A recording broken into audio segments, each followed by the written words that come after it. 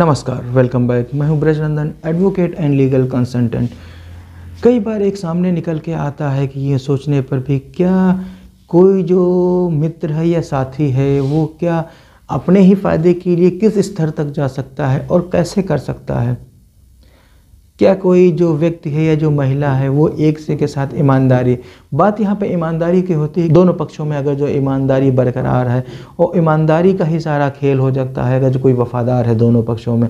Husband and wife दोनों एक दूसरे के लिए समर्पित है, अगर दोनों एक दूसरे के लिए समर्पित है तो न्यायालय में जाने की कभी किसी को कोई आवश्यकता नहीं पड़ती है। अगर जो कोई ईमानदारी अगर जो वहाँ से ख़त्म हो गई है, गुड फेथ अगर दोनों में फेथ अगर जो भरोसा ख़त्म हो गया है, तो भरोसा जब ख़त्म हो गया है तो किस बात की फिर लड़ाई, किस बात की फिर अनबन, फिर किस बात का रूठना और मनाना। स्वागत है आपका एक बार और मेरे इस चैनल पे इस वीडियो में, जिसमें मैं आपके साथ एक नए विषय पर चर्चा करने के लिए उपस्थित हुआ हूँ। और साथ ही मैं उम्मीद करता हूँ कि आप सब लोग ठीक होंगे और स्वस्थ होंगे। अपने निजी फ़ायदे के लिए, निजी उपचार के लिए ऐसा कार्य भी किया जा सकता है। और अगर जो चैनल पर अगर जो फर्स्ट टाइम आए हैं तो इसको सब्सक्राइब कर लें, साथ ही बेल आइकन प्रेस कर दें और अपने निकटतम संबंधियों या दोस्तों में इसको शेयर कर दें, जिससे ये जानकारी उन लोगों तक भी पहुंचती रहे। बात करते हैं आज के विषय पे। आज का विषय एक ऐसे विषय है कि क्या जो पत्नी है वो अगर दोनों में अनबन हो गई है या किसी रीजन से अलग रह रहे हैं या नहीं भी अलग रह रहे हैं, तो वो एडल्ट्री में है, किसी और दूसरे व्यक्ति के साथ अगर जो उसके साथ अगर जो अवैध संबंध हैं या कुछ गलत तरीके के संबंध हैं, क्या इस स्थिति में भी अपने हस्बैंड से, अपने पति के साथ क्या उनसे गुजारा पाने की वो हकदारी है? तो ऐसी स्थिति में पति को क्या करना चाहिए? ऐसी स्थिति में न्यायालय का क्या व्यू है? तो उसमें न्यायालय ऐसी स्थिति में क्या करती है, तो वो व्यू मैं आपके सामने शेयर करना चाहूँगा, बताना चाहूँगा कि अगर जो कोई पत्नी है, दोनों में अनबन हो चुकी है, अनबन हो गई है, यहाँ तक तो ठीक है। अनबन होने का मतलब है कि दोनों में रूठना मनाना हो गया, किसी एक मुद्दे पे लेके, किसी एक टॉपिक पे लेके उनमें कोई बहस हो गई है या कोई डिस्प्यूट अराइज हो गया है। उस आधार पे हस्बैंड एंड वाइफ दोनों अलग अलग रह रहे हैं, मतलब कहने का एक छत के नीचे नहीं रह रहे हैं। तो ऐसी दशा में सबसे पहले जो कानून है, जो हमारे लीगल प्रोविज़न, उनमें हम उनकी शरण ले सकते हैं। लेकिन अगर जो माननीय न्यायालय और यहाँ तक कि निचली अदालत और उच्च न्यायालय और उच्चतम न्यायालय के कई महत्वपूर्ण निर्णय आए हैं कि अगर जो पत्नी एडल्ट्री रिलेशन में रह रही है, यानी कि किसी और व्यक्ति के साथ उसके रिलेशन है और उसमें वो कोई डाउट नहीं है, और ये अगर जो हस्बैंड ने प्रूफ कर दिया, और क्योंकि प्रूफ करने का जो बर्डन है वो हस्बैंड के ऊपर होगा। अगर जो हस्बैंड ये प्रूफ कर ले जाते हैं कि जो पत्नी जिसके साथ उसका मुकदमा चल रहा है, जिसके साथ उसका डिस्प्यूट चल रहा है, तो उसका अगर जो किसी और व्यक्ति के साथ, किसी पुरुष के साथ अगर उसके संबंध है, तो ये अगर जो प्रूफ कर ले जाते हैं, तो ऐसी स्थिति में जो पत्नी है उसको वो गुजारा भत्ता पाने की अधिकारी नहीं है। ऐसा ही एक मामला सामने आया था कि जिसमें एक पति पत्नी में मतभेद होता है। मतभेद होने के उपरांत तो माननीय न्यायालय के समक्ष घरेलू हिंसा अधिनियम में परिवाद प्रस्तुत किया जाता है। परिवाद में जो निचली अदालत है उसने पत्नी को 7,000 रुपये प्रति माह अदा करने को पति को आदेशित कर देती है, लेकिन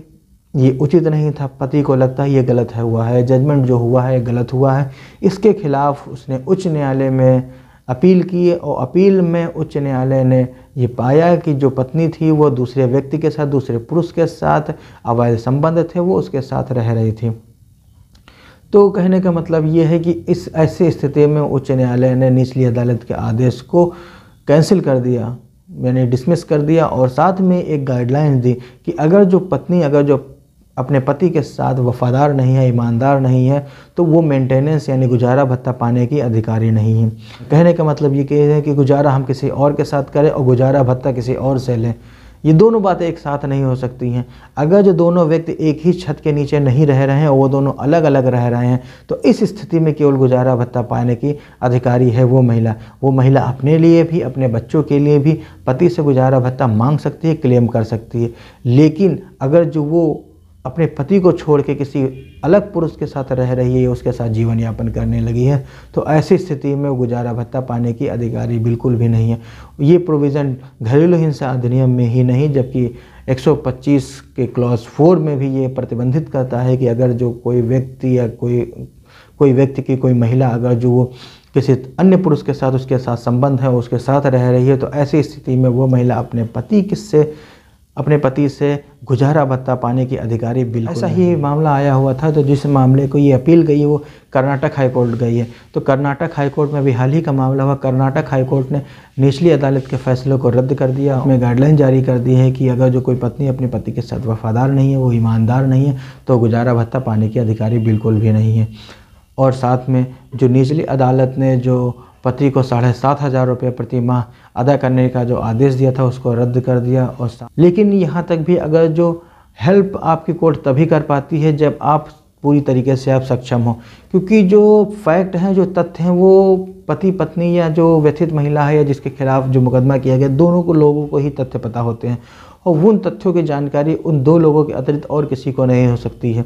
और वो जो तथ्य हैं वो सामने कोर्ट को अपने आप नहीं पता चल जाते हैं, ये सारे तथ्य कोर्ट को बताने पड़ते हैं। अगर जो कोर्ट में नज़र आ जाते हैं और कोर्ट में सारे तथ्य प्रूफ हो जाते हैं, एडमिट हो जाते हैं, तो उस दशा में कोर्ट आपके पूरा हेल्प करती है, पूरा भरोसा दिलाती है और पूरे तरीके से आपके फेवर में ऑर्डर या जजमेंट करती है। लेकिन मैं फिर वही कहना चाहूँगा, बार बार कहना चाहूँगा कि जो एलिगेशन लगा रहा है, जो ये प्रूफ करना चाहता है कि ऐसा नहीं है, तो ऐसा प्रूफ करने का जो भार है, जो बर्डन ऑफ द प्रूफ है, वो उस व्यक्ति के ऊपर होगा जो ये कहना चाह रहा है कि अगर जो किसी महिला ने अगर जो कोई मुकदमा या वाद किसी भी न्यायालय में प्रस्तुत कर दिया है तो ये वाद नहीं चलना चाहिए, ये डिसमिस या खारिज हो जाना चाहिए। तो ये खारिज क्यों हो जाना चाहिए? तो इसका जो भार है पति पर है जिसके विरुद्ध ये मुकदमा फाइल किया गया है। और ज़रूरी नहीं ये केवल पति ही हो, क्योंकि घरेलू हिंसा अधिनियम में क्योंकि वो व्यक्ति भी पक्षकार बनाए जाते हैं कि जो वो हस्बैंड से नाता ही ना रखे हों या अलग रखे हों, क्योंकि सभी ये चाहते हैं कि जितने ज़्यादा लोग हो सके उनको ज़्यादा लोगों को इनके गलत तरीके से फर्जी तरीके मुकदमे ला के उनको फंसाया जाए। क्योंकि ये प्रोविज़न दिया हुआ है कि जो घरेलू हिंसा में जो पीड़ित महिला है उसको जो घरेलू हिंसा कारित करने में जो सहयोग होता है पति हो या उसके रिश्तेदारों या उसके निकटतम संबंधियों को होता है। तो घरेलू हिंसा में जो पक्षकार होता है वो पति ही नहीं, पति के रिश्तेदार या उसके निकटतम संबंधी वो भी हो सकते हैं। और इसके साथ में ही क्योंकि पति ही अकेला नहीं है, क्योंकि पति के साथ उसके जो निकटतम संबंधी हैं, वो जो उसको दोस्त हैं या रिश्तेदार हैं, उन पे ही बर्डन ऑफ प्रूफ यानी कि सबूत का भार उन्हीं के ऊपर होगा। वो ये प्रूफ करें कि इस महिला के साथ उसके जो गुजारा भत्ता का जो आदेश हुआ है वो क्यों नहीं होना चाहिए, या उस जो महिला है वो उसके साथ नहीं रहना चाहिए तो क्यों नहीं रहना चाहिए। ये सारे सबूत के भार अगर जो आप कोर्ट को सेटिस्फाई कर ले जाते हैं तो कोर्ट का जजमेंट आपके फेवर में होता है। और हाँ, अंत में एक और चीज़ मैं बताना चाहता हूँ कि जो मेंटेनेंस का जो अधिकार है, जो उन पर प्रोविज़न दिए गए हुए हैं, वो चाहे किसी भी अधिनियम में हो, किसी भी एक्ट में हो, हिंदू अडॉप्शन एक्ट हो या फिर सेक्शन 125 CRPC हो या घरेलू हिंसा अधिनियम में हो, किसी भी अधिनियम में अगर जो गुजारे भत्ते का अधिकार अगर जो आपको मिला हुआ है, अगर जो कोई परिवाद या कोई वाद आप इन अधिनियमों के अंतर्गत आप दाखिल करते हैं, तो सारे अधिनियम में एक चीज़ ज़रूर लागू होती है कि ये अधिनियम में जो आपको गुजारे भत्ते का जो अधिकार मिला हुआ, तो गुजारा भत्ता जो मिलेगा वो उसी परिस्थिति में मिलेगा कि जिस परिस्थिति में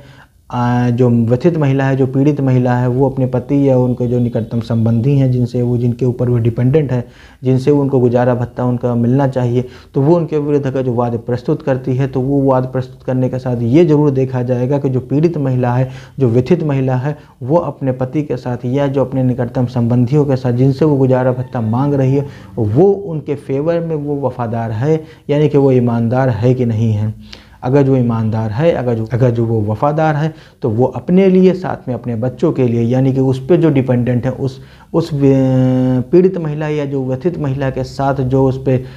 निर्भर हैं, जो उन पे जो पूरी तरीके से निर्भर हैं, उनके लिए या उनके फेवर में अपने निकटतम संबंधियों से गुजारा भत्ता पाने के लिए क्लेम कर सकती है, मतलब दावा कर सकती है। आज का वीडियो इतना ही, और मिलते हैं किसी एक नए वीडियो में एक नए किसी चर्चा के साथ और एक नई किसी समस्या के साथ जो किसी लोगों के साथ उत्पन्न हुई हो,